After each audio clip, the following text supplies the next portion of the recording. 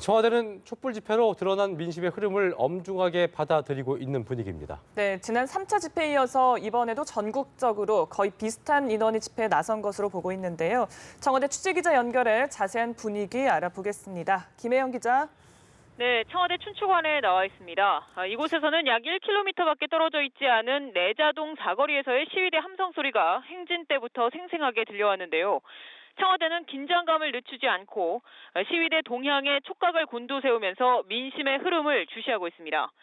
내부적으로는 이번 집회의 전국 인원이 자체 추산 약 26만 명으로 지난 서울 광화문 집회 때와 크게 다르지 않다고 보고 있습니다.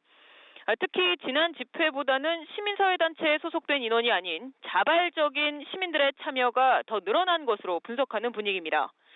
청와대 관계자는 촛불로 드러난 민심을 엄중하게 인식하고 있다고 말했습니다. 한광욱 대통령 비서실장도 참모진과의 회의에서 촛불 집회 대응 방안 등을 논의하고 집회가 사고 없이 잘 진행돼야 한다고 강조했습니다. 박 대통령도 지난 3차 집회 때와 마찬가지로 집회 관련 내용을 계속 보고받으면서 상황을 챙긴 것으로 알려졌습니다. 청와대는 어제부터 오늘 오후까지도 인터넷 홈페이지에 신설한 오보, 괴담 바로잡기라는 코너를 통해서 각종 의혹에 적극 대응했습니다.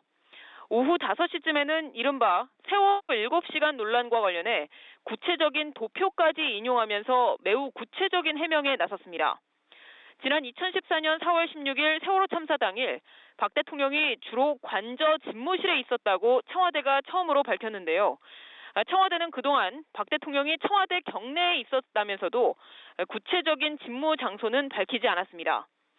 세월호 참사 당시 박 대통령의 행적을 이렇게 구체적으로 공개한 것은 야당을 중심으로 의혹 공세가 계속되는 데 따른 것으로 보입니다. 박 대통령이 100만 촛불 민심에도 불구하고 국정 주도권을 다잡겠다는 강력한 의지를 드러낸 것 아니냐는 분석이 나옵니다. 오는 22일 국무회의도 직접 주재할 것으로 전망되는 만큼 박 대통령의 국정 복귀가 임박했다는 해석이 나옵니다. 지금까지 청와대에서 연합뉴스TV 김혜영입니다.